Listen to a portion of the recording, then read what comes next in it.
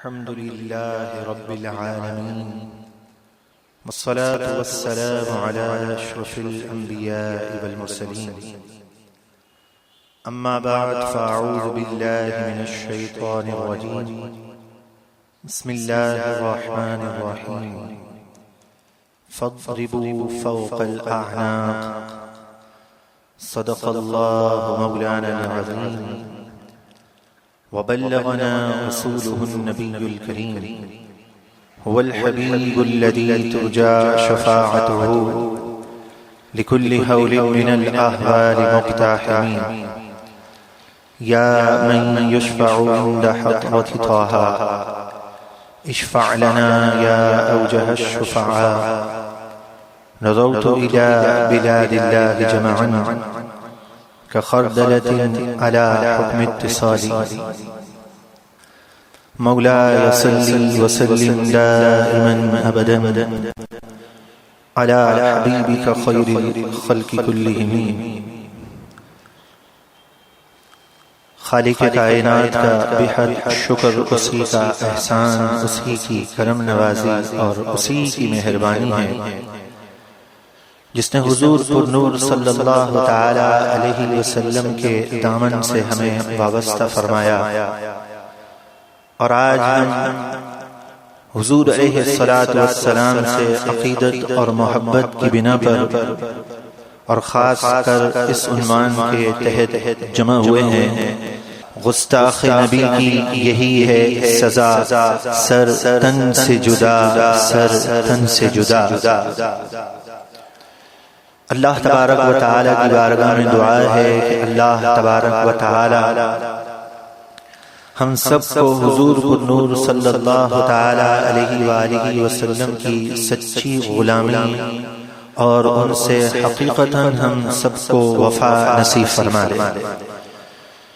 خالق کائنات نے نبی پاک صلی اللہ تعالی علیہ وآلہ وسلم کے قلب اطہر پر جس عظیم الشان کتاب کا نزول فرمایا، جو کتاب نور ہے اور جو اس سے اپنے آپ کو وابستہ حقیقی معنوں میں کرتا ہے اسے بھی نور عطا کیا جاتا ہے۔ چنانچہ اس لاریب کتاب کے اندر خالق کائنات نے ارشاد فرمایا، اذ یوحی ربک الی الملائکۃ انی معکم فثبتوا الذین آمنوا۔ یہ اس موقع پر ارشاد فرمایا گیا ہے کہ جب رب العالمین نے فرشتوں کو وحی کی اور ارشاد فرمایا کہ اے ملائکہ میں تمہارے ساتھ ہوں، فثبتوا الذین آمنوا، اور اے گروہ ملائکہ تم مسلمانوں کی مدد پر پہنچو اور انہیں ثابت قدم رکھو۔ نبی پاک صلی اللہ تعالی علیہ وآلہ وسلم کے صحابہ کی مدد کے لیے فرشتے نازل ہوئے ہیں، اور یہ بدر کا میدان ہے۔ خالق کائنات کیا ارشاد فرماتا ہے کہ ملائکہ کو جو کام سپرد کیا گیا ہے یہ وہ کام ہے کہ پہلے صحابہ علیہم رضوان اس کام کے لیے تیار ہیں، اور جو کام صحابہ علیہم رضوان کر رہے ہیں وہی کام خالق کائنات ارشاد فرما رہا ہے کہ فرشتوں تمہیں جو کام کرنا ہے وہ کیا کام کرنا ہے۔ اللہ تبارک و تعالی کا کلام ارشاد فرماتا ہے، فاضربوا فوق الاعناق، کہ اے فرشتوں جب تمہارا نزول ہوا اور جب تم وہاں پہنچو گے تو تم نے کیا کرنا ہے۔ گویا خالق کائنات یہ فرما رہا ہے کہ فرشتوں تم نے یہ کرنا ہے کہ فضربوا فوق الاعناق، کہ میرے محبوب کے جو گستاخ ہیں ان کا سر جو ہے یہ تن سے جدا کر دینا ہے۔ فضربو تم نے مارنا ہے، فوق الاعناق ان کی گردنوں کے اوپر مارنا ہے، ان کے سر کو تن سے جدا کر دینا ہے۔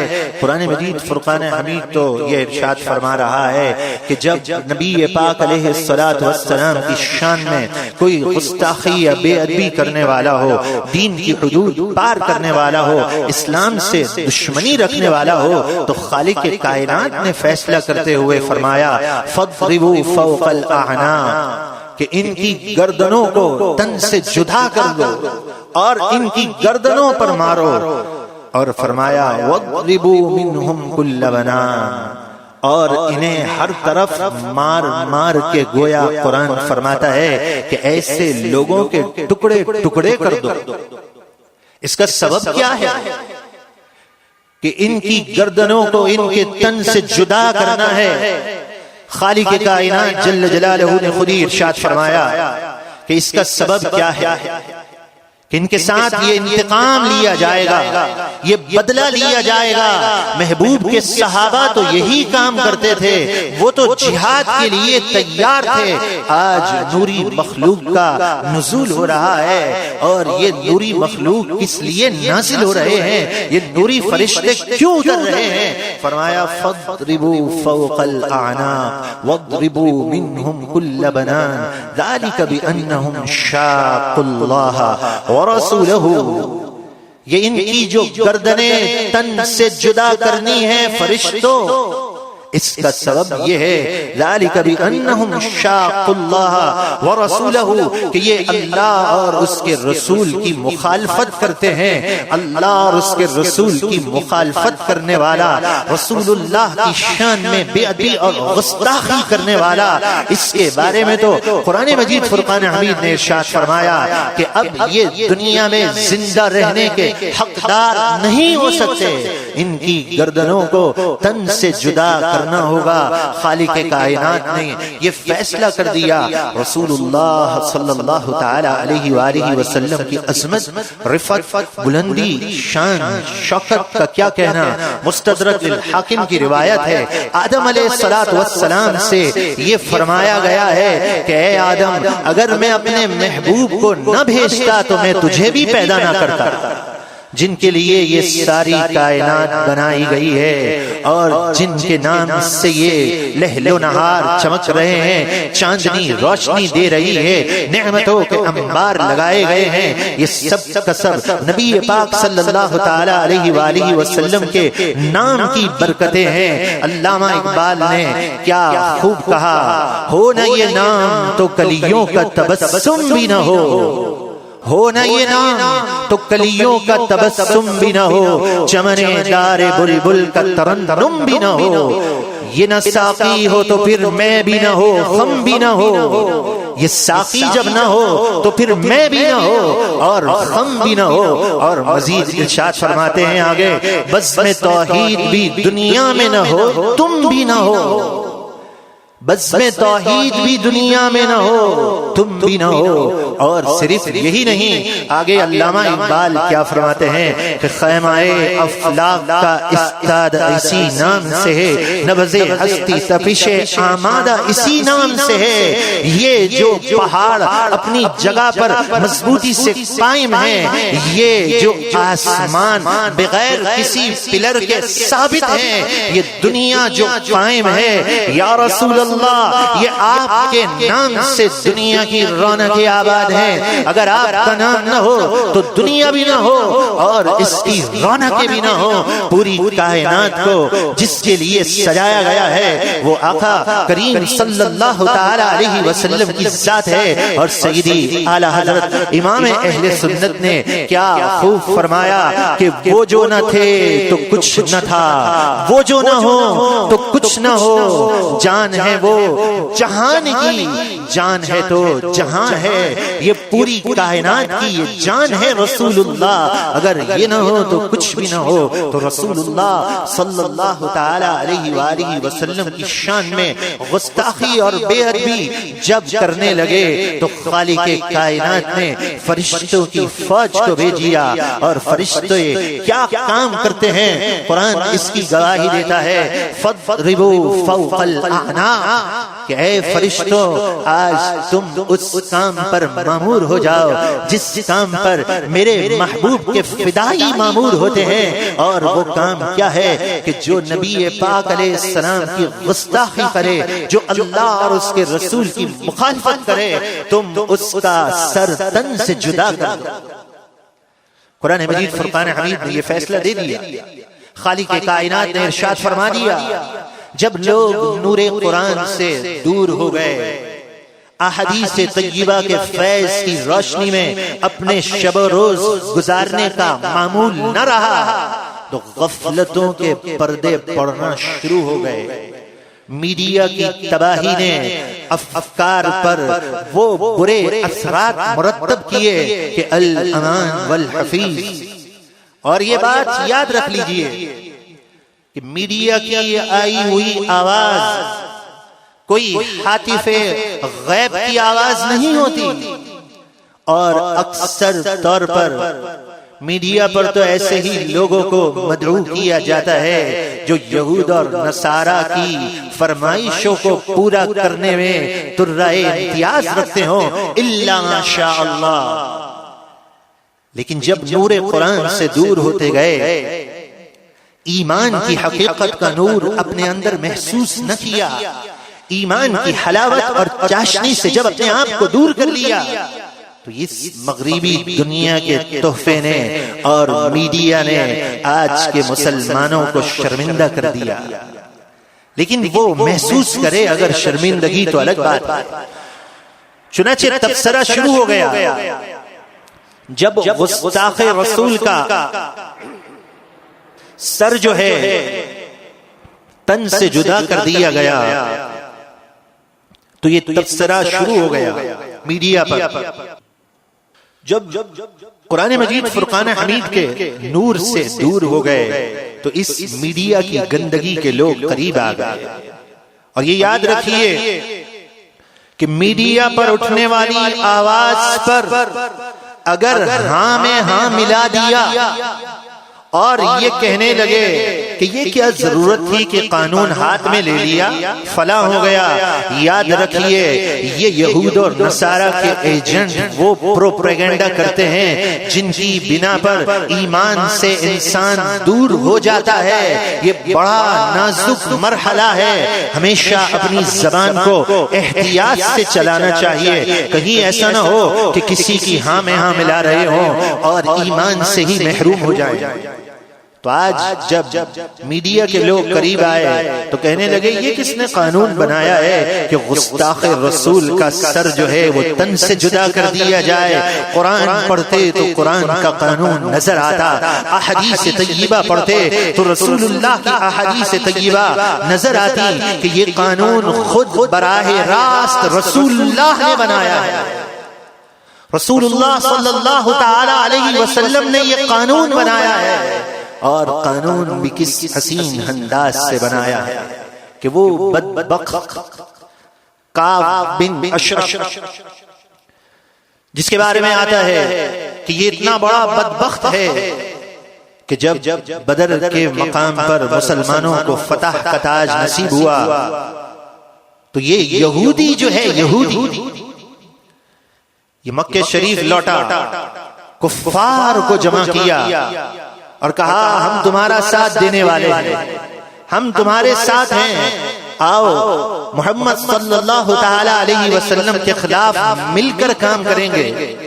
کفار کہنے لگے تم تو اہل کتاب ہو، کیا پتا تم آپس میں ملے ہوئے ہو،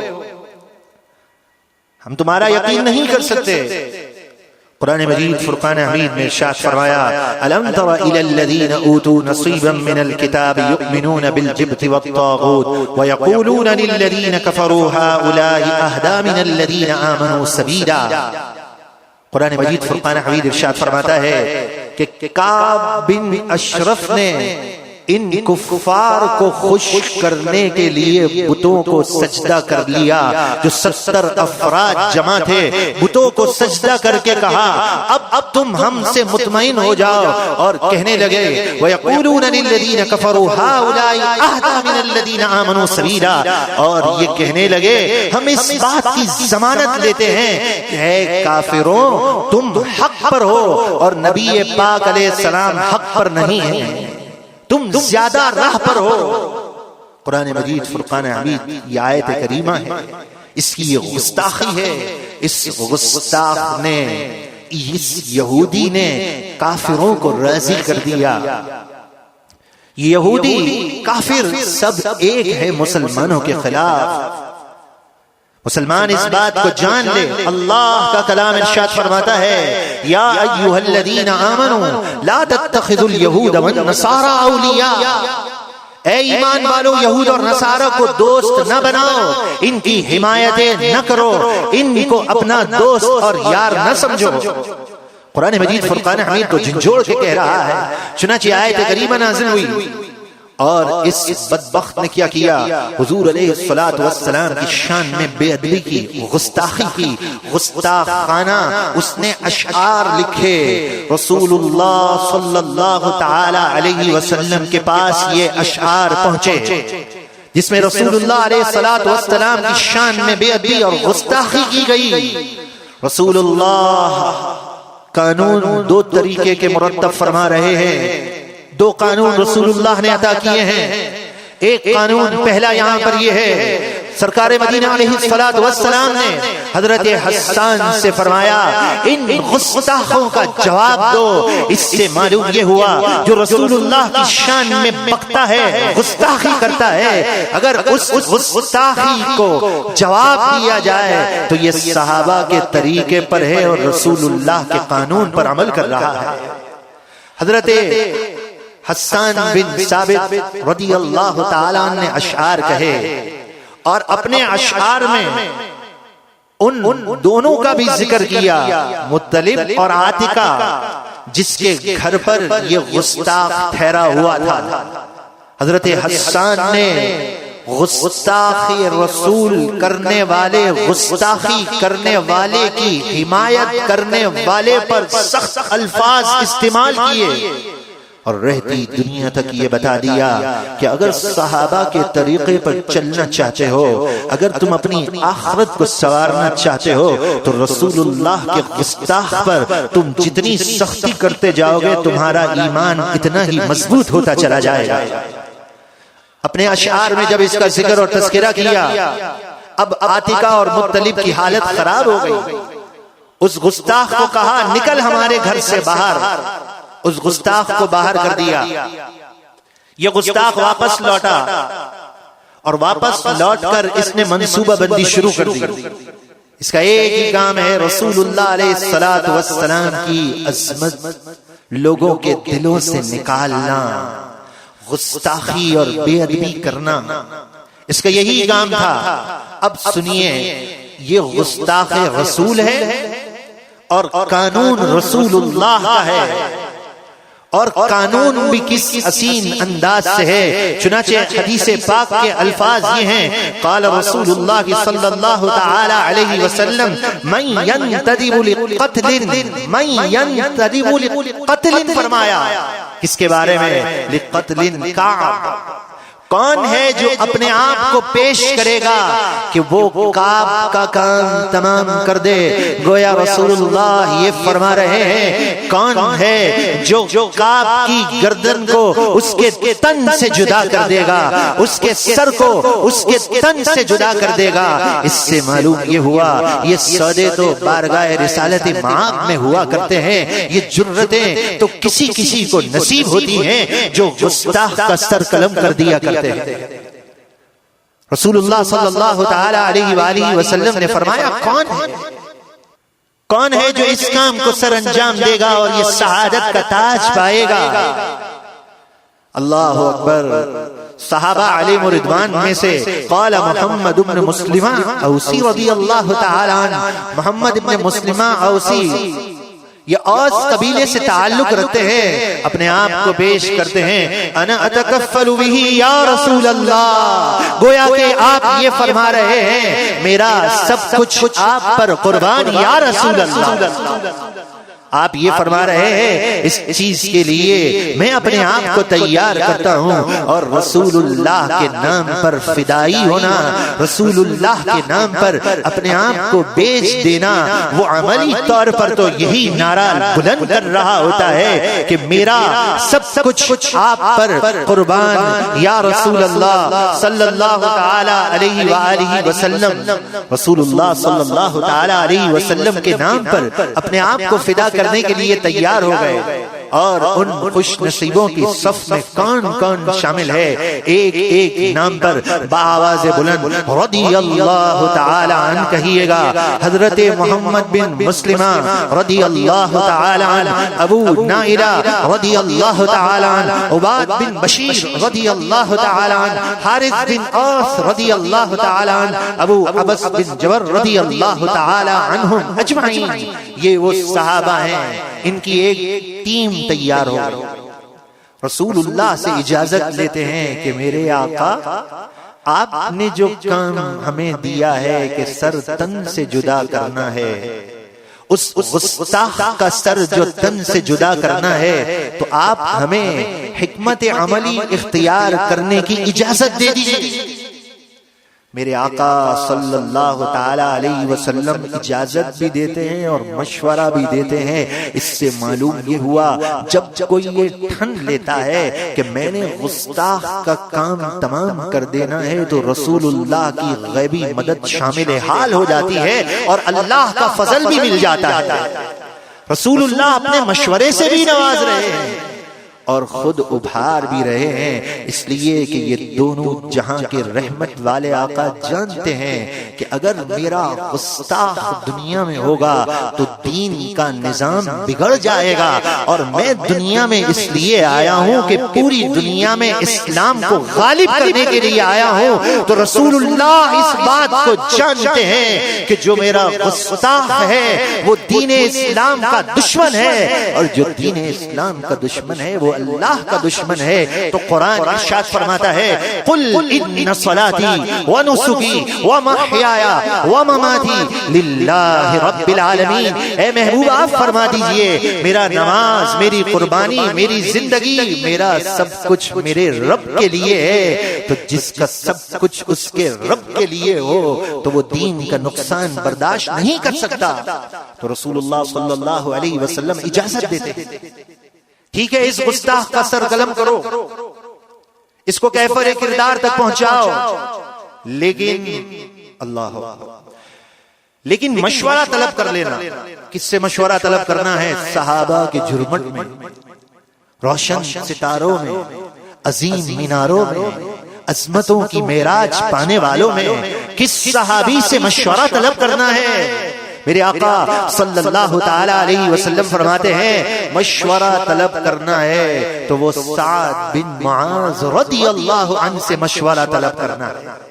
اور آخر میں انشاءاللہ سعد بن معاذ پر تبصرہ ختم ہوگا کہ اس صحابی رسول کی خصوصیت کیا ہے کہ اس اہم ترین موڑ پر مشورہ طلب ان سے کرنا ہے۔ وقت اجازت نہیں دیتا، مختصر کرتا ہوں۔ اب یہ جو ہیں جناب پہنچے وہاں پر، کعب سے ملاقات کی اس گستاخ رسول سے، اور گستاخ رسول کو کیا کہنا چاہیے قرآن سے ہم پوچھ لیتے ہیں تاکہ ہماری محفل نور قرآن کی محفل ہے اور بات سمجھنے اور سمجھانے میں آسانی ہو۔ تو قرآن نے تو یہی فرمایا ہے الخبیثات للخبیثین والخبیثون للخبیثات۔ قرآن نے تو گستاخ رسول کو جس کے عقائد اور نظریات درست نہ ہوں اسے خبیث ہی کہا ہے۔ تو اس خبیث کا کام تمام کرنے کے لیے صحابہ علیہم رضوان جو ہیں چلے ہیں۔ اب کیا ہوا؟ اجازت تو سرکار علیہ الصلوۃ والسلام سے طلب کر لی تھی کہ ہم حکمت عملی تیار کریں گے، چنانچہ انہوں نے حکمت عملی تیار کی اور صحابہ علیہم رضوان نے کعب سے ملاقات کی، اور ملاقات کر کے یہ کہتے ہیں صحابی رسول کہ بات یہ ہے کہ حالات بڑے ناگفتہ بے ہیں، کھانے کے لیے غلہ نہیں ہے، کوئی ہمیں 5-10 من غلہ دے دو تو ہمارا کام ہو جائے، بڑے پریشان ہیں، احد کے حالات تمہارے سامنے تھے، ہر طرف سے دشمنی چل رہی ہے، کھانے کو ملتا نہیں ہے۔ اس نے کہا اچھا تمہیں غلہ چاہیے؟ کہا ہاں۔ کہا غلہ ایسے کیسے دے دوں، کوئی چیز رہن تو رکھواؤ، کوئی چیز رکھواؤ، اس کے عوض میں تمہیں غلہ دوں گا۔ کہا کیا رکھوائیں؟ کہا اپنی عورتوں کو رکھواؤ۔ کہا نعوذ باللہ، یہ کیسے ہو سکتا ہے؟ انہوں نے دوسرے انداز میں اس کا جواب دیا، کہا اچھا اپنی اولاد کو۔ کہا ہم اپنی اولاد کو رکھوائیں، کل کو ہمیشہ کے لیے لوگ تانا دیں گے، یہ بچے بڑے ہو جائیں گے کہ یہ گروی رکھے گئے تھے۔ کہا اچھا اب ایک کام کرتے ہیں، ہمارے پاس جو اسلحہ ہے، ہتھیار ہے، اس کی ہمیں بڑی ضرورت ہے، اور ہم جو ہیں ان ہتھیار کو اپنے سے جدا نہیں کر سکتے، لیکن غلہ بھی تو چاہیے، کیا کریں؟ چلو ایسا کرو کہ یہ ہتھیار جو ہے ہم تمہیں رکھوا دیں گے۔ یہ ہے حکمت عملی، تاکہ ہتھیار سے لیس ہو کر اس کے پاس پہنچے، اور جب اس کے پاس ہتھیار سے پہنچے ہوں تو کسی پر کوئی اعتراض بھی نہ ہو۔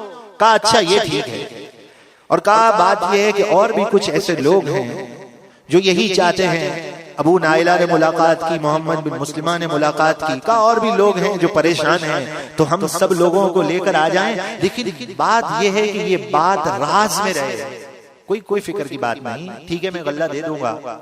اب کیا ہوا، چاندنی رات تھی، اور رات کے وقت جو ہے صحابی رسول صلی اللہ تعالی علیہ وسلم جو ہے انہوں نے ان کو آواز دی۔ جب یہ آواز سنی تو ایک روایت میں یہ آتا ہے کہ اس کی جو زوجہ، اس کی جو دلہن تھی، ابھی اس کی نئی خبیث کی، کعب کی شادی ہوئی تھی، کعب بن اشرف کی، اس کی دلہن یہ کہتی ہے کہ مجھے اس آواز سے خون کی بو آتی ہے۔ کہا عجیب و غریب بات کرتی ہو، تمہیں معلوم ہے یہ کس کی آواز ہے؟ یہ ابو نائلہ کی آواز ہے، اور یہ میرا رضائی بھائی ہے، میرا بڑا یارانہ ہے، ہٹو مجھے اس کی بات سننے دو۔ باہر گئے، بات چیت ہوئی، تھوڑی دیر بیٹھے، کہا چاندنی رات ہے، کچھ اگر ہم چکر لگائیں، تھوڑا ٹہل لیں تو کیسا رہے گا؟ چلو تمہاری مرضی ہے، ٹہل لیتے ہیں۔ اچھا ٹہلتے ہوئے کیا کیا؟ آپ رضی اللہ تعالیٰ نے یہ کیا، ابو نائلہ نے، کہ آپ نے یہ کیا کہ اپنے ہاتھ جو ہے اس کے بالوں میں ڈالے، اپنے ہاتھ اس کے بالوں میں ڈالے، اور پھر ہاتھ کو نکالا، اور پھر کہنے لگے بڑی پیاری خوشبو آ رہی ہے تمہارے بالوں سے، تمہارے بالوں میں بڑی اچھی خوشبو ہے۔ یہ احمق اور بے وقوف اس کے جواب میں کیا کہتا ہے؟ کہتا ہے عندی آطر نساء العرب واجملہن، کہتا ہے میری جو بیوی ہے حسین و جمیل ہے، اور اس کے پاس جو عطر ہے اس کا عطر تمام عطروں میں ممتاز ہے۔ کہا اچھا بڑی اچھی خوشبو ہے، واہ بھائی واہ، بڑی اچھی بات ہے۔ پھر ہاتھ ڈالا، خوشبو بہت اچھی خوشبو ہے۔ وہ تو پھولے نہیں سمائے کہ میں نے عطر کی تعریف کی تو یہ عطر کے متوالے ہو گئے۔ انہیں کیا پتا کہ یہ وہ عطر کی خوشبو سونگھ چکے ہیں کہ جو رسول اللہ کے پسینے سے آتی ہے۔ دنیا کی خوشبوئیں اس کے سامنے ہیچ تر ہیں، جو رسول اللہ کے پسینے مبارک سے جو خوشبو آتی ہے اس کا مقابلہ ہی نہیں، اور جو فدا عطر رسول پر ہوا ہو اسے اس عطر کی پرواہ ہی نہیں ہے۔ انہیں اس چیز کا کیا معلوم؟ اب یہ 2-4 مرتبہ جب یہ ہو چکا تو پھر زور سے ہاتھ جو ہے وہ پکڑ کر بالوں میں ہاتھ دے کر بال زور کے پکڑے، اور اس پکڑنے کے بعد آپ نے کیا کہا؟ فَضْرِبُوا عَدُوَّ اللَّهِ، آپ نے ایک زور کا نعرہ لگا دیا، فَضْرِبُوا عَدُوَّ اللَّهِ۔ صحابی رسول کا یہ نعرہ ہے کہ فَضْرِبُوا، اس کی گردن تن سے جدا کر دو، عدو اللہ، یہ اللہ کا دشمن ہے۔ اے صحابی آپ کی عظمت پہ قربان، آپ کے عقائد پر قربان، گستاخی تو رسول اللہ کی کرتا تھا، اور صحابی یہ کہتے ہیں کہ سر تن سے جدا کر دو کہ بے ادبی اللہ تبارک و تعالی کی کرتا ہے۔ فَضْرِبُوا عَدُوَّ اللَّهِ، اس کی گردن کو تن سے جدا کر دو، یہ اللہ کا دشمن ہے۔ بال پکڑ کے جو یہ نعرہ لگایا، صحابہ موجود تھے، انہوں نے اس کی گردن کو تن سے جدا کر دیا۔ اے فقیر قادری ممتاز حسین، تیری عظمت کو سلام، گویا تو نے بھی جو ہے اس کا سر تن سے جدا کر دیا۔ لیکن یہ صحابہ تھے، یہ بہت عظمتوں والے تھے، انہوں نے سر تن سے جدا کرنے کے بعد کیا کیا؟ سر تن سے جدا کرنے کے بعد کیا کیا؟ اس کی یہ کھوپڑی لے لی اپنے ساتھ، دوسرا راستہ اختیار کیا۔ تاریخی حقیقت پر مبنی صحیح روایت کا یہ واقعہ ہے۔ رسول اللہ صلی اللہ تعالی علیہ وآلہ وسلم کی بارگاہ کی طرف دوڑتے چلے آ رہے ہیں کہ آج میرے آقا صلی اللہ تعالی علیہ وآلہ وسلم جو ہے یہ کس انداز سے ہمیں شاباش دیتے ہیں، آج ہمارے کو کس اعزاز سے نوازا جاتا ہے۔ جب رسول اللہ صلی اللہ تعالی علیہ وسلم نے انہیں دیکھا تو میرے آقا اس رات نماز پڑھ رہے ہیں، گویا میرے آقا نے اپنا سر سجدے میں رکھا ہوا ہے، رب سے مانگ رہے ہیں کہ مولا یہ سر تن سے جدا کرنے گئے ہیں، انہیں کامیاب لوٹانا۔ میرے آقا نے جب دیکھا تو یہ فرمایا افحت الوجوہ، فرمایا کہ یہ وہ چہرے ہیں جو کامیاب چہرے ہیں۔ صحابہ علیہم رضوان جواب دیتے ہیں ووجہک یا رسول اللہ، اے اللہ کے رسول آپ کے چہرے کی برکتوں سے ہمیں کامیابی نصیب ہوئی ہے یا رسول اللہ۔ نبی پاک صلی اللہ تعالی علیہ وآلہ وسلم کہ صحابہ نے یہ عمل کر کے بتا دیا کہ رہتی دنیا تک لوگوں کو یہ واضح ہو جائے کہ جس نے رسول اللہ صلی اللہ تعالی علیہ وآلہ وسلم کی شان میں بے ادبی اور گستاخی کی ہے تو یہ قانون رسول اللہ نے بنایا ہے کہ اس کا سر تن سے جدا کر دیا جائے گا۔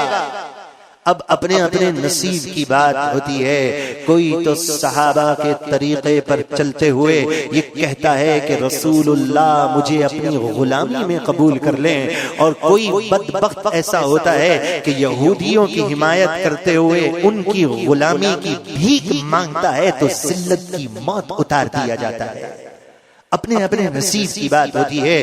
کوئی تو وہ ہوتا ہے جو بارگاہ رسالت مآب صلی اللہ تعالی علیہ وسلم سے خوشخبری پاتا ہے، کوئی تو وہ ہوتا ہے کہ جس کے چہرے کو دیکھ کر رسول اللہ اسے خراج تحسین پیش کرتے ہیں، اور کوئی بدبخت وہ ہوتا ہے، کوئی ذلیل و خوار وہ ہوتا ہے جو گستاخی کوئی کرے تو اس کی حمایت میں اپنے آپ کو انگریزوں کی غلامی کے لیے پیش کر دیتا ہے۔ رسول اللہ صلی اللہ تعالی علیہ وآلہ وسلم نے خود یہ قانون بنایا ہے۔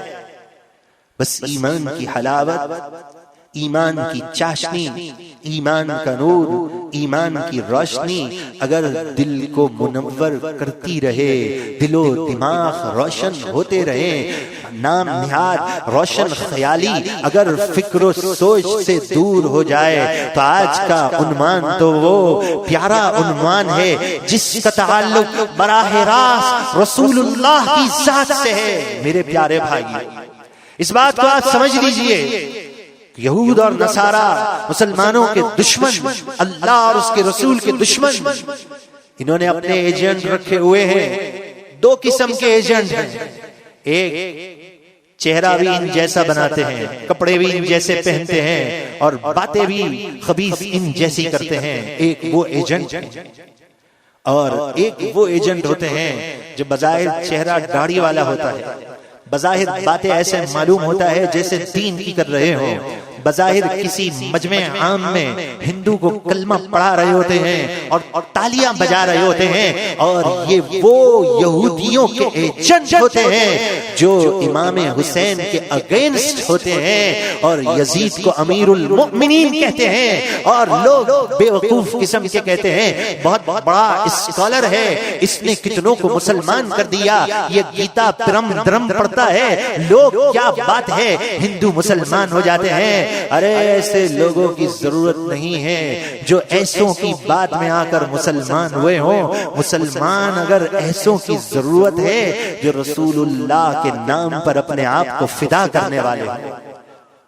تو میڈیا کی چمک دمک کے دور کے اندر بھی ایسے لوگ ہیں جنہوں نے اپنے آپ کو اس طرح متعارف کروایا ہے کہ ان کے حالات اور احوال پڑھتے ہیں تو عقلیں دنگ رہ جاتی ہیں کہ مولا جس پر تیرا فضل ہو جائے، جس پر تیرا کرم ہو جائے.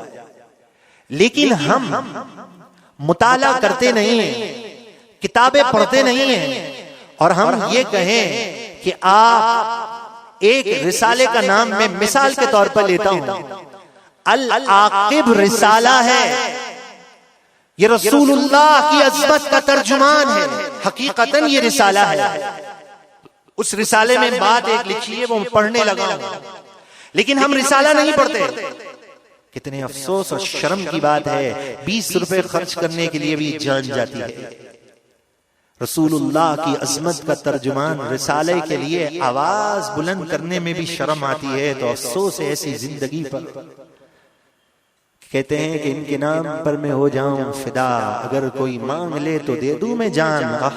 ماشاء اللہ. اور حال یہ ہے کہ 20 روپے نکلیں تو جان جائے، آواز کو بلند کرنا ہو تو شرم آئے. رسول اللہ سے وفا کرنے والے کیسے کیسے لوگ ہوتے ہیں. اس العاقب رسالے میں لکھا ہوا ہے کہ ایک نوجوان ہے، اور اس نوجوان نے 16 نومبر کو 2009 اور دن بھی پیر کا دن ہے، فیصل آباد یونیورسٹی سے جو ہے یہ ٹیکسٹائل انجینئرنگ کے اندر پوزیشن ہولڈر ہو گیا. یونیورسٹی سے پیغام آ گیا کہ گورنر یہی شیطانی تاثیر، یہی گورنر انعام تقسیم کرے گا. اس کے الفاظ بیان کرتا ہوں. وہ سعادت مندوں کی اولاد، وہ سعادت مند اپنا بیان کس طرح دیتا ہے. یہ ہے کون؟ حضرت سیدنا خواجہ سلیمان توسفی کے پیر و مرشد حضرت خواجہ نور محمد مہروی رحمت اللہ تعالی علیہ کی 7ویں پشت میں سے ہے. ایک شہزادہ ہے. وہ کہتا ہے جن کی میں اولاد میں سے ہوں، مجھے اپنی نسبت کی طرف یاد آیا کہ میں جن کی اولاد سے ہوں، یہ نسبت کتنی بڑی ہے، رسول اللہ کے غلام ہے. ایک طرف مجھے مکینے گنبد خضرا کا خیال آیا. وہ نوجوان کہتا ہے رات کو میں سوچتا رہا، یہی سوچتا رہا، ایک طرف مجھے اعزاز کا میڈل ملنا ہے اور دوسری طرف گستاخ کے ہاتھ سے ملنا ہے. وہ نوجوان کہتا ہے اسی ششو پنج میں رات گزر گئی، مجھے رات نیند نہیں آئی. صبح کو فیصلہ میں نے کیا کیا، اس کا نام پکارا گیا. گورنر جو ہے یہ شیطانی تاثیر، اس کے اندر یہ لکھا ہے، ریکارڈ پر یہ بات موجود ہے، اس کا میڈل لے کر اعلان کر کے کھڑا ہوتا ہے. لیکن وہ نوجوان اسے ٹھکرا دیتا ہے. وہ جاتا نہیں ہے، قریب نہیں جاتا اس کے، وہ دور سے گزر جاتا ہے. لوگوں نے پوچھا آخر کیا وجہ تھی کہ تم نے اس میڈل کو ٹھکرا دیا؟ کہا جس نے رسول اللہ کی شان میں گستاخی کی ہو، میں نے اسے ٹھکرا دیا. یہ شخص پہلے بھی گستاخی کر چکا، اس نے پہلے بھی گستاخی کی ہے. اور جب ایک گاؤں میں واقعہ ہوا تھا وہاں پر بھی یہ بکواس کرتا رہا ہے. آج جو بکواس کرتا ہے اس کے خلاف کوئی بولنے کے لیے تیار نہیں. کیا ہو گیا؟ اور وہ شخص جس پر ہماری جانیں قربان ہو جائیں، جس پر ہمارے ماں باپ فدا ہو جائیں، وہ قادری ممتاز حسین جسے امام حسین نے ممتاز کر دیا، اس کے حق میں اگر جو بولے گا تو یاد رکھ لیجئے فیصلہ بڑا نازک موڑ پر ہے. رسول اللہ کی حدیث ہے جو جس سے محبت کرتا ہے قیامت کے روز اس کا حشر اس کے ساتھ ہوگا. جس نے قادری فقیر کے ساتھ نعرہ بلند کیا اور کہا مرد مجاہد تھا، تو انشاءاللہ اس کا حشر قیامت کے روز رسول اللہ کے غلام کے ساتھ ہوگا. یا رسول اللہ.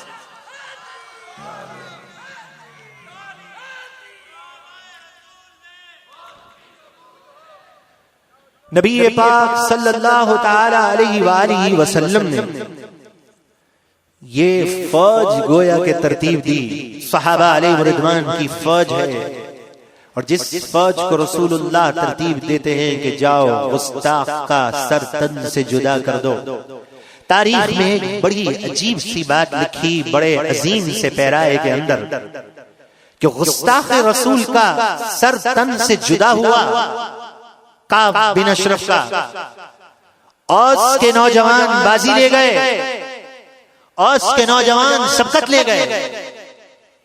اللہ اکبر، جب یہ نوجوان سبقت لے گئے تو رسول اللہ کے چہرے پر جو تبسم تھا، رسول اللہ کا چہرہ جس طرح مسکرا رہا تھا، اور میرے آقا جس طرح حوصلہ افزائی فرما رہے تھے، صحابہ علیہم رضوان کی زندگی کون سی زندگی ہے؟ قرآن مجید فرقان حمید کی اس آیت کریمہ کی حقیقی تصویر ہے، جس میں قرآن مجید فرقان حمید نے ارشاد فرمایا سابقوا الی مغفرۃ من ربکم وجنۃ عرضها السماوات والارض اعدت للمتقین۔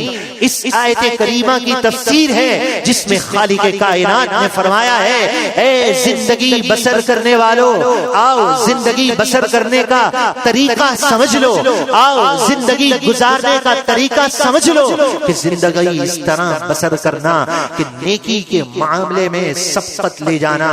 اب یہ قبیلہ اوس کے نوجوان سبقت لے گئے، قبیلہ خزرج کے نوجوان ہیں، رسول اللہ صلی اللہ تعالی علیہ وسلم سے اجازت طلب کرتے ہیں، اب اس کا سر تن سے جدا کرنا ہے، ابو رافع کا کرنا ہے یا رسول اللہ، یہ گستاخی کرتا ہے۔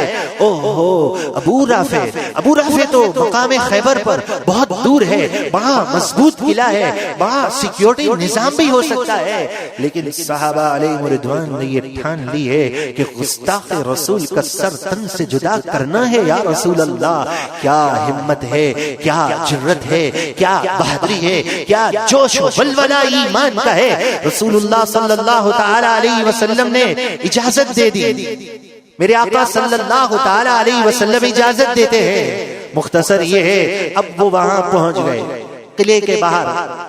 حضرت عبداللہ بن انیس جو ہے، آپ قلعے کے دروازہ بند ہونے والا ہے، قلعے کے دروازے بند ہو جاتے تھے، آپ نے کوئی ایسا عذر کیا جیسے آپ کسی کام سے نیچے دیکھ رہے ہیں اور کسی کام میں مصروف ہیں۔ دربان کہنے لگا بھائی وہ باہر کون کھڑا ہے، دروازہ بند ہونے کا وقت ہے، آنا ہے اندر جلدی آؤ ورنہ جاؤ، میں دروازہ بند کرتا ہوں۔ حضرت عبداللہ بن انیس دوڑتے ہوئے قلعے میں داخل ہو گئے، رات کا انتظار کرنے لگے، رات کا انتظار کیا، رات ہو گئی، یہ گستاخ رسول بیٹھا ہوا تھا اونچی منزل پر، کمرے، بے وقوفانہ باتیں کرنا یہ بیکار لوگوں کا کام ہوتا ہے، بیکار قصے کہانیاں وہ کرتا تھا۔ مسلمان کی زندگی کا تو ایک ایک لمحہ بڑا قیمتی ہے، مسلمان کی زندگی تو اللہ کی امانت ہے، یہ ایک عظیم مقصد سے چند روزہ دنیا میں آ کر اپنی امانت کو اپنے رب کے سپرد کرنا ہے، لیکن میڈیا میں اور دنیا کی رنگینیوں میں اور دنیا کی باتوں میں جو مست ہو گیا وہ حقیقت سے پیچھے رہ گیا ہے، تو یہ بیکار لوگوں کا کام۔ ابو رافع گستاخ نے یہی ایک محفل سجائی ہوئی ہے، بیکار باتیں ہو رہی ہیں، رات کا وقت آ گیا، جلدی عرض کرتا ہوں، رات کا وقت آ گیا، سب لوگ جانے لگے اپنے اپنے جہاں پر ان کی جگہ مخصوص ہے۔ صحابی رسول اپنے اس مشن کے لیے سوچ رہے ہیں کہ میں نے سر تن سے جدا کرنا ہے، اس کافر کو کیفر کردار تک پہنچانا ہے۔ کہتے ہیں میں پہنچا اندھیرے میں اور میں نے آواز لگائی ابو رافع، کہنے لگا کون؟ جہاں سے آواز آئی صحابی رسول کہتے ہیں اندھیرا بہت تھا، مجھے کچھ نظر نہیں آیا، میں نے تلوار چلا دی، جب تلوار چلائی تو اس نے شور مچانا شروع کر دیا اور میرا نشانہ خطا چلا گیا۔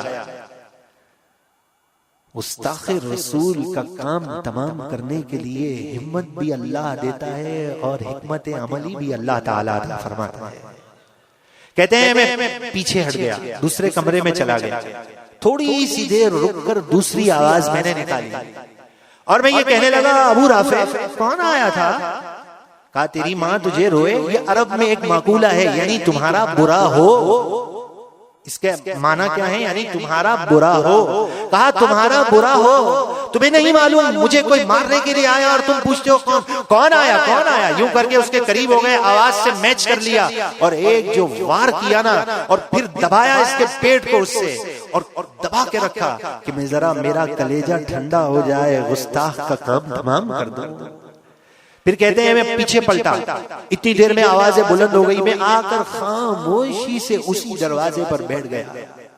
یہاں جو الفاظ ہیں یہ جرت اور بہادری کی اس منزل پر پہنچے ہوئے ہیں کہ خربو اربو سلام ہو اے عبداللہ بن انیس، آپ کی ذات بابرکات پر۔ آپ فرماتے ہیں کہ میں اس قلعے کے دروازے پر اس لیے بیٹھ گیا کہ میں جب تک یہاں سے باہر قدم نہیں رکھوں گا، جب تک مجھے اس بات کا یقین نہ ہو جائے کہ گستاخ رسول کا کام تمام ہو گیا ہے، میں اس انتظار میں بیٹھا رہا۔ جب صبح کا وقت قریب آ گیا، جو کسی اعلان کرنے والے نے اس گستاخ کے بارے میں اعلان کیا، اب میں دوڑا، ساتھیوں کو کہا چلو، اب جو میں زخمی ہوا تھا وہ بھی واقعہ ہے، میری پلی ٹوٹ گئی تھی، رسول اللہ کی بارگاہ میں گیا، میرے محبوب نے جو ہاتھ لگایا اللہ نے میری پلی میں پھر سے وہ طاقت عطا کی۔ اس طرح کے واقعات اور بھی ہیں، لیکن وقت بہت قلیل ہے اب ہمارے پاس۔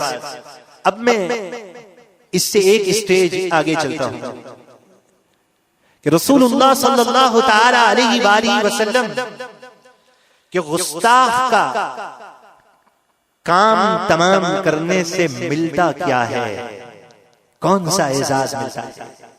رسول اللہ صلی اللہ علیہ وسلم نے فرمایا کہ یہ کامیاب چہرے ہیں، کامیابی کی مہر رسول اللہ نے ثبت فرمائی۔ اور کیا ملتا ہے؟ اللہ اکبر۔ اور وہ کچھ ملتا ہے کہ جہاں انسان کا گمان بھی نہیں جاتا کہ میرے آقا اتنے کریم ہیں کہ ان کے نام پر جس نے اپنے آپ کو فدا کر دیا تو میرے آقا پھر اسے کس طرح نوازتے ہیں، اور اس کو نبی پاک صلی اللہ تعالی علیہ وسلم کس طرح نوازتے ہیں۔ یہ کوئی پوچھے غازی علم دین سے رضی اللہ تعالی عنہ سے پوچھے، جس نے گستاخ کا کام تمام کیا تھا، اور اس کو اپنی اصطلاح میں لت پال کہتا ہوں، لت ہماری زبان میں کہتے ہیں جسے لات مارنا چاہیے، دوسرے لوگ اسے جو بھی کہتے ہیں، اس کا کام تمام کر دیا، گستاخی لکھی، اس کا کام تمام ہو گیا۔ معتبر روایات میں آتا ہے یہ بات قائد اعظم تک پہنچ گئی۔ قائد اعظم نے جو کہا، ایک بار غازی صاحب آپ انکار کر دیجئے۔ غازی صاحب جواب دیتے ہیں، اللہ اکبر، جس کام پہ مجھے فخر ہے میں انکار کیسے کر سکتا ہوں؟ جس کام پہ مجھے فخر ہے اور جو کام میں نے رسول اللہ کی غلامی کے لیے کیا ہے میں اس کا انکار کیسے کر سکتا ہوں؟ اے ممتاز قادری، تیری عظمت کو بھی سلام پیش کرتے ہیں، تو نے بھی یہی کہہ کر اس تاریخ کو زندہ کر دیا ہے، اور اس تصویر کی ایک تصویر جو عظیم کارنامے کو واضح کر رہی ہے، وہ تصویر ممتاز قادری کی آج سب نے دیکھ لی۔ وہ تصویر کیا تھی کہ چاروں طرف سے کانٹوں میں گرا ہوا ہے پھول، پھر بھی کھلا ہوا ہے، کیا خوش مزاج ہے، چاروں طرف سے کانٹوں میں گرا ہوا ہے، کوئی اس کا ہاتھ باندھ رہا ہے، شرم نہیں آتی، وہ یقیناً بے غیرت ہوگا جس نے اس کے پاؤں باندھے ہیں، چاروں طرف سے کانٹوں میں گرا ہوا ہے پھول، پھر بھی کھلا ہوا ہے۔ آج ہر کوئی یہی کہتا ہے کہ اس کا چہرہ بڑا کھلا ہوا ہے، پھر بھی کھلا ہوا ہے، کیا عجب مزاج ہے، تیرے مزاج پر لاکھوں سلام ہو۔ دعا کریں اللہ اس مجاہد کو استقامت عطا فرما دے، اللہ اپنے محبوب کے صدقے اس کو استقامت عطا فرمائے، اس کے گھر والوں کو استقامت عطا فرمائے، اور یہود اور نصارہ کو ذلیل و خوار کر دے، اور جو ان کے ایجنٹ ہیں انہیں عقل سلیم ہو کہ یہ رسول اللہ کو بروز قیامت کیا منہ دکھائیں گے۔ نبی پاک صلی اللہ تعالی علیہ وسلم کی بارگاہ سے کیا ملتا ہے؟ علامہ اقبال جیسا کیا کہتا ہے کہ باتیں لوگ کرتے رہ گئے اور یہ منڈا بازی لے گیا، اس کے علاقے کا نام بھی ذکر کیا۔ علامہ اقبال قائد اعظم جیسے شخص نے بھی یہی حقیقت اور مبنی نوٹس لگا دیا کہ یہ معاملہ ایسا ہوتا ہے کہ یہ فاروق اعظم سے سلسلہ چلا آ رہا ہے کہ رسول اللہ کے دربار سے بڑا کس کا دربار ہے کہ فاروق اعظم نے اس گستاخ کا سر تن سے جدا کیا تھا. تو کوئی پوچھنے والا پوچھتا کہ آپ پہلے قانون کی طرف تو چلے جاتے, ذرا قانون کھٹکھٹا لیتے, صاحب قانون رسول اللہ موجود ہیں ان سے پوچھتے. لیکن فاروق اعظم نے قانون ہمیشہ کے لیے سمجھا دیا کہ گستاخی کوئی کرتا ہے تو پھر قانون یہی ہے کہ جذبات میں آ کر اس کا سر تن سے جدا کر دیا جاتا ہے. رسول اللہ صلی اللہ تعالی علیہ وسلم کا عظمت کا معاملہ ہی ایسا ہے. رسول اللہ صلی اللہ تعالی علیہ وسلم کی عظمت کے معاملے کے خلاف اگر زبان دراز کی میڈیا کی غلط باتوں پر آ کر یہ غلط پروپیگنڈے کرتے ہیں, میں آپ کو صحیح عرض کرتا ہوں شرم و حیا سے ان کا کوئی تعلق نہیں ہے. اس شیطانی تاثیر کو آج پوری دنیا مذمت کرے اور کہے یہ وہ بدبخت شخص ہے جس نے قانون ہاتھ میں لیا. معلوم ہے العاقب رسالہ ہر مہینے خریدیے تو پتا چلے گا. اس نے قانون ہاتھ میں لیا, اس رسالے میں پڑھیے, مزید تفصیلات دوسری قسم کی ہیں. اور اس نے قانون کیا ہاتھ میں لیا کہ جب آسیہ, عین سے پڑھیے گا حمزہ سے نہیں, آسیہ ملونہ, جب اس کے بارے میں فیصلہ دے دیا گیا مقامی کورٹ نے کہ اس نے گستاخی کی ہے تو قانون یہی بنا تھا اس کی توثیق لاہور ہائی کورٹ سے ہوگی.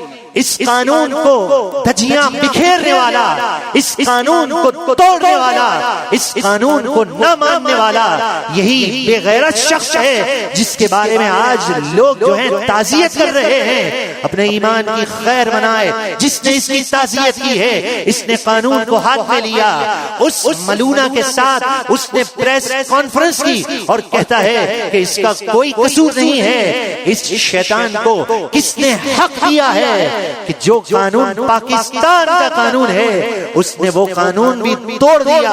اور 295C قانون کے بارے میں لوگ باتیں کرتے ہیں, میڈیا پر آ کر تاثر دیتے ہیں تاکہ ان کے آقا انگریز راضی ہو جائیں. بڑے افسوس کے ساتھ ایک تبصرہ کرنا پڑتا ہے, ندامت تو ایسی ہے کہ پاک محفل میں یہ تذکرہ نہ کیا جائے, لیکن بسا اوقات حقیقت سے پردہ اٹھانے کے لیے کچھ باتیں کرنی پڑتی ہیں. یہ جو صحافی حضرات ہوتے ہیں یہ کہیں کے نہیں ہوتے, یعنی یہ نہیں دیکھتے کہ یہ مسلک کیا ہے, یہ کس کا ہے, یہ کون ہے, یہ تو کچھ باتیں تحریر کر ہی دیتے ہیں. جب بڑی کشمکش چل رہی تھی کہ وزیر اعظم کون بنے گا تو ایک سرحد کے بڑے مشہور صاحب تھے جن کی داڑھی بھی تھی اور بظاہر جو ہے دین کا لبادہ اوڑھتے ہیں. صحافی نے یہ تبصرہ لکھا تھا کہ وہ اپنی حرکات سکنات سے انگریز کو یہ پیغام دینا چاہتا ہے کہ بابا آپ یہ مت دیکھنا کہ میری داڑھی ہے, میری داڑھی پر نظر نہ کرنا, میرا دل تم سے ملا ہوا ہے اور وزارت عظمیٰ کا عہدہ مجھے دے دینا. چند سال پہلے یہ تبصرہ ہوا تھا تو عرض کیا تھا حقیقت پر مبنی باتیں عرض کرنے کی حضور غوث اعظم کے صدقے سے عادت ہے. جوش لفاظی میں بھی کوشش کی جاتی ہے کہ سچی بات نکلے. میں حقیقتاً عرض کرتا ہوں قرآن کی آیات آپ کے سامنے پڑھی ہیں. ہمارے دشمن یہود اور نصارہ ہیں, یہ بڑا خطرناک دشمن ہے. دو طریقے سے وار کرتا ہے, ایک تو داڑھی والے لوگ بھی تیار کرتا ہے, نماز تبلیغ کا نام لینے والے لوگ بھی تیار کرتا ہے تاکہ کچھ اس جال میں پھنس جائیں, اور کچھ بے وقوف اپ ٹو ڈیٹ قسم کے لوگ بھی تیار کرتا ہے کہ لوگ یہ باتیں کرنا شروع کر دیں کہ 295C کے اندر جو ہے دیکھنا چاہیے اس قانون میں کوئی سکم ہے, کوئی غلط استعمال کر لے گا, اس قانون کو دیکھنا چاہیے. ان احمقوں کو اتنا تو پہلے پوچھا جائے کہ اس قانون پر کبھی عمل ہوا, یہ کبھی موقع آیا, اس کی وجہ سے کوئی غلط کام ہوا، کتنے قانون پاکستان کے بنے ہوئے ہیں جس کا غلط استعمال ہوا ہے، اس پر کوئی آواز نہیں اٹھا تھا، اور اس گستاخی کرنے والی سے اتنی محبت ہے، وہ بظاہر تو گورنر بنا پھرتا ہے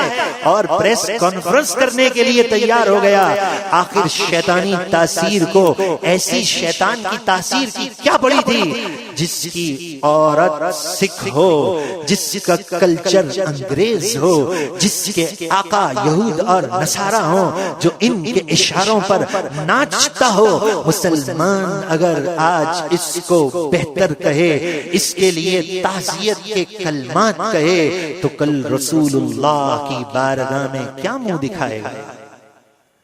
رسول اللہ صلی اللہ تعالی علیہ وسلم کے صحابہ نے وہاں کام تمام کر دیا، میرے آقا کیا انعام دیتے ہیں؟ غازی علم الدین رضی اللہ تعالی عنہ، ان کے بارے میں آتا ہے، یہ جب جیل میں پہنچ گئے، نواب الدین رحمت اللہ تعالی علیہ، موچی دروازہ لاہور، جلسہ خطاب، یہ پورا حوالہ، وہ جلسہ خطاب، جلسے میں آئے اور خطاب کر رہے ہیں، کہتے ہیں میری بھی وہاں ڈیوٹی لگی ہوئی تھی، جہاں غازی صاحب جو ہیں جیل کے اندر تھے،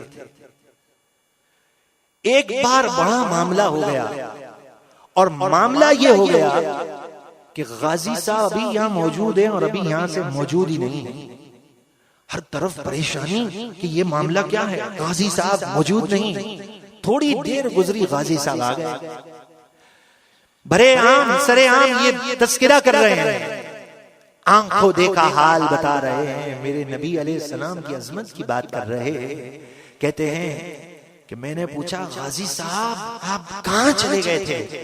کہاں گیا تھا؟ میں یہی ہوں۔ نہیں آپ کہاں چلے گئے؟ میں یہی ہوں، آپ کے سامنے موجود ہوں۔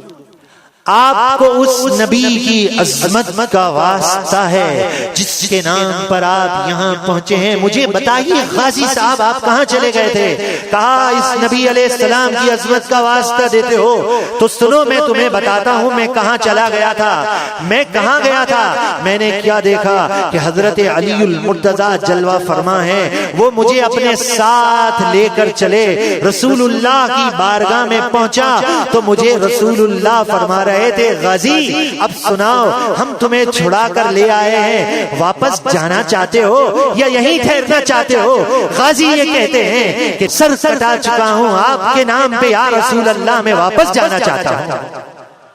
تو کہتے ہیں اس نام کی عظمت کا واسطہ دیا تو میں تمہیں بتاتا ہوں، اللہ تبارک و تعالی نے مجھے رسول اللہ کی بارگاہ میں پہنچا دیا ہے۔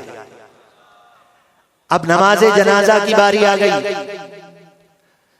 جناب طالع طلوع ہونے والا، ان کے والد کا نام ہے، علم الدین کے والد کا نام طالع، طلوع ہونے والا، اور ان کے نماز جنازہ سے پہلے ایک بات جو چلیے وہ بات کہہ کے غازی علم الدین کے ایصال ثواب کے لیے کوئی اچھی نیت ہی کر لیجئے گا۔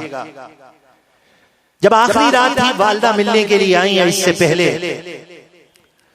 ماں ہے، ماں کا دل تو ماں کا دل ہوتا ہے، اللہ اکبر، آنکھوں میں آنسو آ گئے، یہ لخت جگر بھی کیا لخت جگر ہے،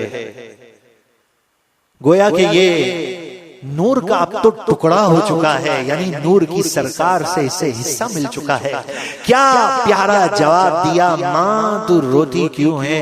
کتنے ہی بچے روزانہ مر جاتے ہیں، کوئی بستر پہ مر جاتا ہے، کوئی حادثے میں مر جاتا ہے، کوئی بیماری میں چلا جاتا ہے، اے میری ماں تیرا لال تو رسول اللہ کے نام پر فدا ہو رہا ہے، جب تک اس کا ذکر اور تذکرہ کیا جائے گا اے ماں تیرا بھی ذکر اور تذکرہ برابر کیا جائے گا یا رسول اللہ۔ غازی علم الدین رضی اللہ تعالی عنہ نماز جنازہ کی باری آئی، یہ جو بات ہے، اور راوی بھی کون سے راوی ہیں؟ دیدار علی شاہ سید اعلی حضرت کے خلیفہ ہیں میاں طالع نے کہا یہ اختیار علامہ اقبال کو ہے، آپ مقرر کر دیجئے۔ علامہ اقبال نے کہا ان کے نماز جنازہ سید دیدار علی شاہ پڑھائیں گے، یہ اعلیٰ حضرت کے خلیفہ ہیں، حالانکہ دیدار علی شاہ وہ ہیں کہ جب علامہ اقبال پٹری سے اترے تھے اشعار میں ٹھوکریں کھائی تھی تو اسی مرد مجاہد نے کہا تھا یہ کیا بکے جا رہے ہو اور انہیں جھنجھوڑ دیا تھا، لیکن علامہ اقبال کو بھی جو توبہ نصیب ہوئی ہے اور پھر فیض ملا تو اس مرد قلندر نے بھی فیصلہ کیا تو انا کا فیصلہ نہیں کیا، بارگاہ رسالت معاب میں وہ فیصلہ مجھے کرنا ہے کہ ان کی بارگاہ سے مجھے بھی انعام ملے کہ اعلیٰ حضرت کے خلیفہ نماز جنازہ کی امامت کریں گے۔ بڑے بڑے لوگ جمع ہو جاتے ہیں، میں آپ کو صحیح عرض کرتا ہوں، جب کوئی ایسا کیس ہو جائے اور بات جب پھیل جائے، ابھی تو گول مول چل رہا ہے نا سلسلہ، پتہ نہیں چل رہا کوئی کہاں ہے کوئی کہاں ہے، کسی کو انگریز آقا کو راضی کرنا ہے، کوئی کس مصلحتوں میں ہے، آئندہ ووٹ بھی لینے ہیں، انگریز ناراض ہو گیا تو بھی مسئلہ بنے گا، ابھی تو پتہ نہیں چل رہا۔ ورنہ جب معاملہ کلیئر ہو اور اس طرح کا کوئی ٹینشن نہ ہو تو پھر کیا ہوتا ہے، پھر وہ ہوتا ہے جو عامر چیمہ رحمت اللہ تعالی علیہ کا معاملہ ہوا، یورپ میں پڑھنے گئے ہوئے ہیں، گستاخی جس نے کی اس کا سر تن سے جدا کرنے کے لیے اپنی پوری کوشش کر لی، گرفتار ہو گئے۔ جب گرفتار ہوئے تو سوال کیا یہ کیوں کیا ہے، کہا گستاخی کی ہے، تو کہا گستاخی میں بھی کرتا ہوں، ہاتھ باندھے ہوئے ہیں، تنے تنا ہے، نوجوان ہے، اور کہا اچھا تم گستاخی کرتے ہو، میرے ہاتھ تو بندھے ہوئے ہیں، ایک زور سے تھوکا۔ رسول اللہ صلی اللہ تعالی علیہ وسلم کی امت کو پیغام دے دیا کہ دیکھو یاد رکھو رسول اللہ کے گستاخ سے جتنی نفرت کرو گے اتنا ہی تمہیں بڑا اعزاز دیا جائے گا۔ اب یہ عامر چیمہ جو ہے، عامر چیمہ، ان کا جنازہ یہاں پنجاب میں ہوا۔ ہمارے استاد محترم عاشق رسول نبی پاک علیہ الصلوۃ والسلام کے نام پر اپنے آپ کو حقیقتاً جو فدا کرنے والے ہیں وہ بھی ایک شخصیت ہے۔ وہ کہتے ہیں میں بھی اس جنازے میں تھا۔ آج میں نے ان سے پھر یہ بیان پوچھا، بیان کیسے کرنا ہے، مفتی آصف صاحب کا بیان تھا، ان سے لکھوا لیا، استاد صاحب سے پوچھ لیا، بلال قادری صاحب نے عنوان رکھ دیا، یہ ان لوگوں کی محنت ہے۔ تو استاد صاحب سے پوچھا کہ آپ وہاں جب نماز جنازہ میں گئے تھے تو کیا ہوا تھا، آج پوچھا۔ تو فرمایا یقین کیجئے جب وہاں نماز جنازہ میں شرکت کے لیے گئے ہم تو جیسے جیسے ہم پنڈال کے قریب گئے ایسی پیاری خوشبو آئی ہے جو یوں سمجھیے کہ وہ خوشبو دنیاوی خوشبو نہیں تھی، ایسے ہے جیسے مدینے پاک سے خوشبو آ رہی۔ کہتے ہیں میں نے اسی وقت 3-4 آدمیوں سے اور پوچھا تاکہ بعد میں کہتا کہ مجھے خوشبو آئی تھی، تو کہتے آپ ہی کو آئی ہوگی، ہمیں تو نہیں آئی، کہتے اسی وقت یہ خوشبو آئی۔ تو وہاں پر جناب ایسے ایسے لوگ آ گئے، ہم نماز جنازہ کی امامت کریں گے، ہم کریں گے، جو رسول اللہ کو یا رسول اللہ کہنے سے جنہیں تکلیف ہو وہ سارے آ گئے، لیکن کہتے ہیں نہیں، ان کے والد نے اور وہاں لوگوں نے فیصلہ کر دیا کہ یہ تو وہ تھا جو پڑھتا تھا مصطفیٰ جان رحمت پہ لاکھوں سلام، تو امامت بھی وہی کرائے گا جو پڑھتا ہو مصطفیٰ جان رحمت پہ لاکھوں سلام۔ تو آخری وقت میں پھر جب موقع بدلتا ہے تو لوگ جمع ہو جاتے ہیں۔ غازی صاحب کو کیا ملا، یہ بات آخری کرتا ہوں، اور بھی ان کی بڑی شانیں ہیں اور بڑی باتیں ہیں کہ اب نماز جنازہ کے لیے خلیفہ اعلیٰ حضرت چلے، خود بیان یہ کرتے ہیں کہ جب میں چلا اور مجھ پر غشی آئی، بے ہوش ہوش میں آئے، لوگوں نے بعد میں پوچھا، لوگ پوچھتے ہیں، اصرار کرتے ہیں، رسول اللہ کا کبھی کوئی واسطہ دیتا ہے، کبھی کوئی کس طرح پوچھتا ہے، تو پوچھا اب بات کیا ہے، تو کہا بات یہ ہے جب میں آگے بڑھا اور میں نے کہا میں امامت کراؤں تو میں نے اپنی آنکھوں سے رسول اللہ کا دیدار کر لیا تھا۔ رسول اللہ صلی اللہ علیہ وسلم کا جب دیدار کیا تو مجھ پر غشی طاری ہو گئی، تو میرے آقا کریم صلی اللہ تعالی علیہ وسلم کے نام پر جو اپنے آپ کو فدا کر دیتا ہے، جو اپنے آپ کو قربان کر دیتا ہے، اس کی عظمتیں بہت ہوتی ہیں۔ وقت ختم ہو گیا، آخری کی طرف میں چلتا ہوں، اور بھی باتیں ہیں لیکن وقت اجازت نہیں دیتا کہ حضور پرنور صلی اللہ تعالی علیہ وسلم نے جو فرمایا تھا کہ وہ صحابہ کا گروہ جو گستاخ رسول کا سر تن سے جدا کرنے کے لیے چلا تھا کہ تم نے مشورہ کرنا ہے تو مشورہ کس سے کرنا ہے؟ حضرت سعد بن معاذ رضی اللہ تعالی عنہ سے مشورہ کرنا ہے. اور حضرت سعد بن معاذ رضی اللہ تعالی عنہ یہ کون سے صحابی رسول ہیں؟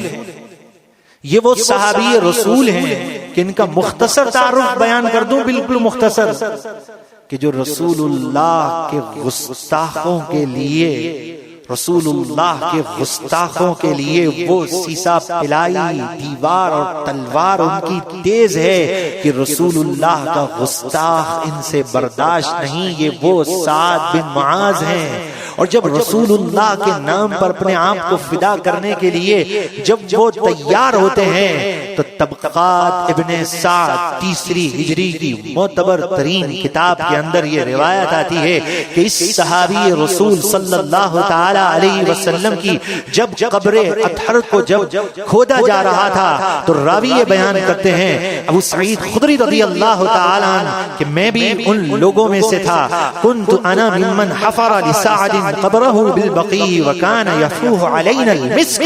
آپ کہتے ہیں کہ میں بھی ان کھودنے والوں میں سے تھا جب ہم خدا لگاتے تھے، ضرب لگاتے تھے، یفوح علینا المسک، ہم پر جو ہے وہ مشک کی خوشبو ہی خوشبو آ رہی ہوتی تھی. یہ مٹی جو ہے یہ مشک سے تبدیل ہو گئی.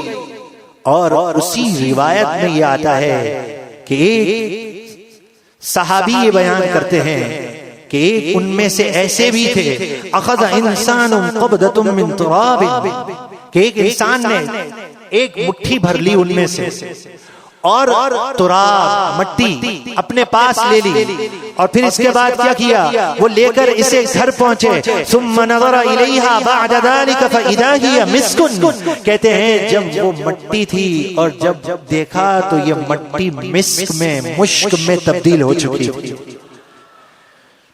تو معلوم یہ چلا کہ جو اپنے آپ کو فدا کر دیتا ہے اس کی قبر کی مٹی کو بھی وہ عظمت مل جاتی ہے کہ لوگ اس کو تبرک کے طور پر لاتے ہیں تو وہ مٹی بھی مشک میں بدل جاتی ہے. تو جو مٹی سے ملا ہوا یعنی اس کے ساتھ جو ٹچ ہے اور جو اس قبر میں آرام فرما ہے اس کی عظمت اور رفعت کا کیا کہنا ہوگا کہ اہل نظر پھر یہ کہتے ہیں کہ خاص کر جو حضور علیہ السلام کے لیے اپنے آپ کو فدا کرتا ہے وہ قبر میں لیٹتا تو کیا ہے، ایک تخت آتا ہے اور اسے رسول اللہ کی محفل میں پہنچا دیا جاتا ہے.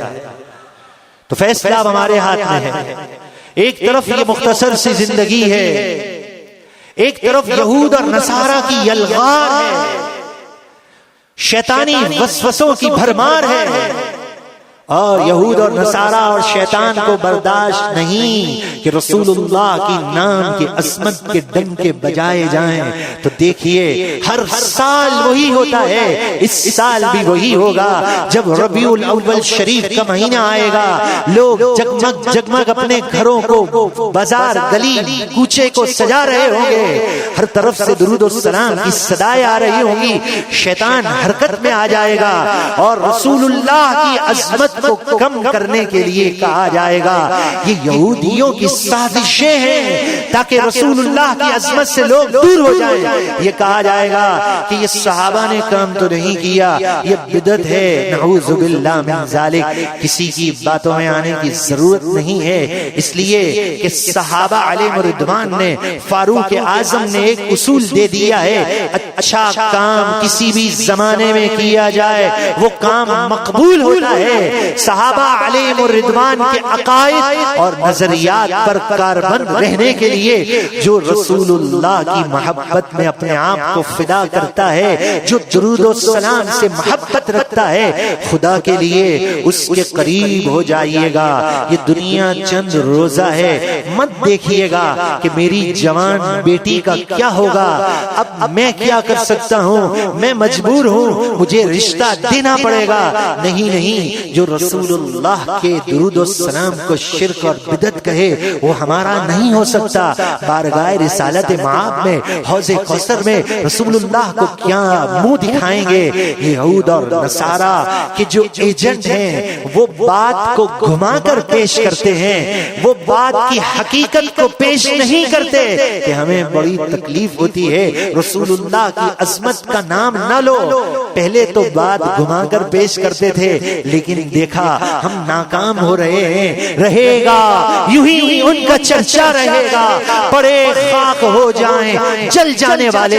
جب انہوں نے دیکھا کہ ان کا چرچا، ان کی عظمتوں کا ڈنکا تو بجتا چلا جا رہا ہے، تو کل تک تو کہتے تھے نعت شریف پڑھنا یہ ناجائز ہے، حرام ہے، یہ نہ کرو، اب خود پڑھنے پر مجبور ہو گئے، اس لیے کہ میرے آقا کا نام نہ لیں تو لوگ بھی تو قریب نہیں آئیں گے۔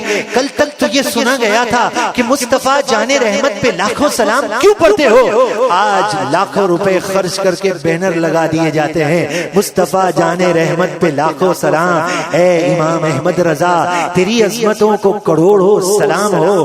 غازی علم الدین نے جو کام کیا، دو طریقے کا کام ضروری ہے، ایک کام وہ ہوتا ہے جو تلوار کے ذریعے سے رسول اللہ کے گستاخ کا کام تمام کرنا ہوتا ہے، اور ایک کام قلم کے زور پر رسول اللہ کے گستاخوں کا کام تمام کرنا ہوتا ہے۔ تو اگر آج کی نشست کے اندر تلوار کے ذریعے سے جنہوں نے کام تمام کیا ہے ان کا ذکر سنا تھا، تو آئندہ سیدی اعلی حضرت کا ذکر سنیے گا جنہوں نے اپنے قلم کے زور پر گستاخوں کا کام تمام کیا ہے۔ تو کیا غازی علم الدین، غازی عبد القیوم کا تو واقعہ نہیں سنا؟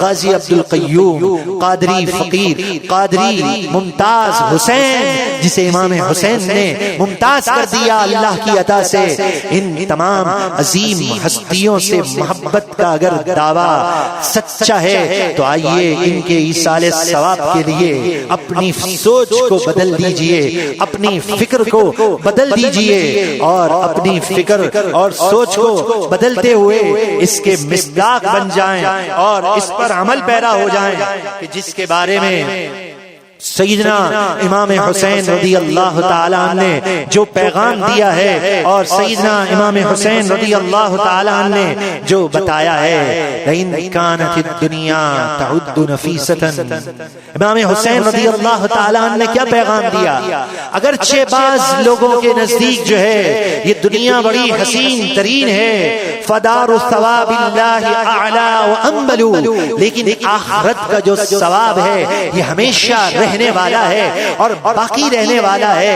امام حسین رضی اللہ تعالیٰ عنہ کے ان اشعار کو سن کر ذرا غور کیجئے گا کہ ہم کیا کر سکتے ہیں، اور آپ فرماتے ہیں وَإِن كَانَتِ الْأَبْدَانُ لِلْمَوْتِ أُنشِئَتْ، آپ فرماتے ہیں اگرچہ یہ بدن، یہ جانیں اسی لیے بنائی گئی ہیں کہ ان جانوں پر موت واقع ہوگی، لیکن آپ ارشاد فرماتے ہیں فَقَتْلُ امْرِئٍ بِالسَّيْفِ فِي اللَّهِ أَفْضَلُ، لیکن اللہ کی راہ میں تلوار کی زد میں آ کر جو دنیا سے رخصت ہو جائے تو وہی افضل ہوتا ہے۔ امام حسین رضی اللہ تعالیٰ عنہ فرماتے ہیں وَإِن كَانَتِ الْأَرْزَاقُ شَيْئًا مُقَدَّرًا، آپ فرماتے ہیں جتنا رزق تیرے مقدر میں لکھا ہے وہ رزق تجھے مل جائے گا، وہ مال تجھے مل جائے گا۔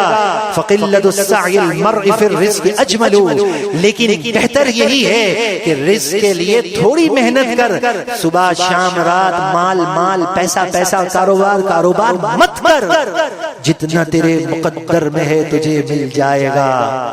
فَدَارُ ثَوَابِ اللَّهِ أَعْلَى وَأَنبَلُ، آخرت کا ثواب ہی تو سب کچھ چیز ہے، آخرت کے لیے تو دنیا میں آیا ہے، آخرت کا سوداگر بن جا، رسول اللہ سے وفا کر لے، تیری دنیا بھی چمک جائے گی اور آخرت بھی روشن ہو جائے گی۔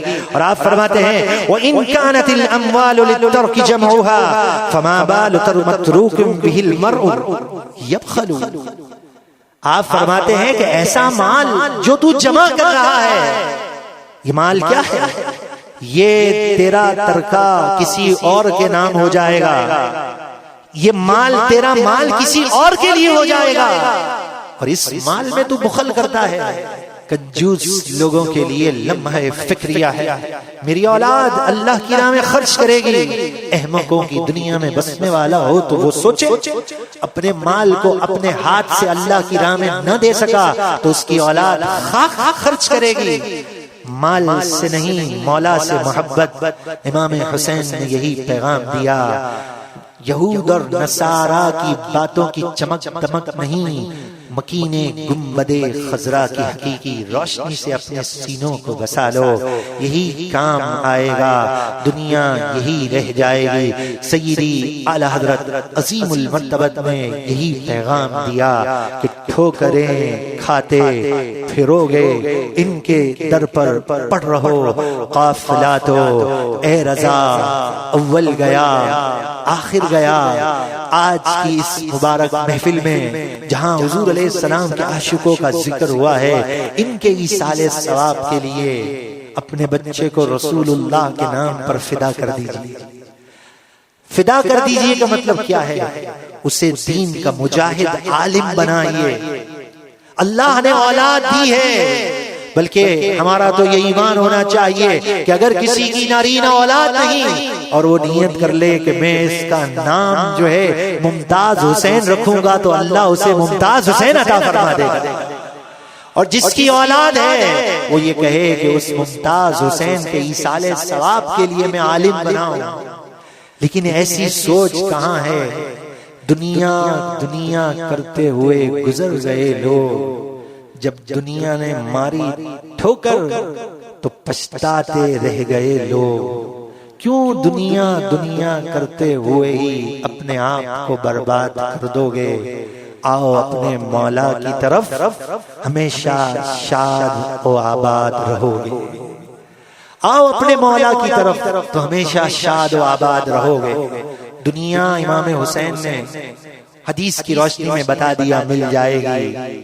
بس اب میں الفاظ میرے پاس نہیں ہیں، التجا میرے پاس ہے، عاجزانہ درخواست میرے پاس ہے، اور اس ممتاز حسین کے نام پر ہاتھ جوڑنا بھی میرے پاس ہے کہ خدا کے لیے کچھ آخرت کا کر کے، کچھ رسول اللہ سے وفا کر کے اپنی اولاد کو، اپنے بچے اور اپنی بچی کو دین پڑھائیے، یہ اولاد کام آئے گی۔ دنیا کی کو ایجوکیشن کالجز میں جو اولادیں گئیں، والدین راتوں کو اٹھ کے روتے ہیں کہ ہمارا بچہ ہمارے ہاتھ سے نکل گیا۔ یہود اور نصارہ نے میڈیا، موبائل فون، انٹرنیٹ کی تباہ کاریوں کے ذریعے گھر کے گھر نوجوانوں کو اجاڑ دیا۔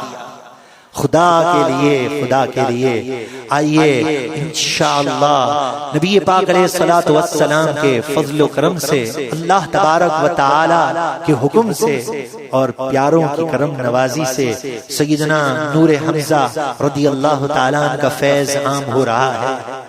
ادارہ قائم ہو گیا ہے۔ آپ کو اگر یہ شکایت تھی کہ دنیا کی تعلیم نہیں دیتے، صرف آپ عالم بناتے ہیں، ہم نے وہ شکایت دور کر دی ہے۔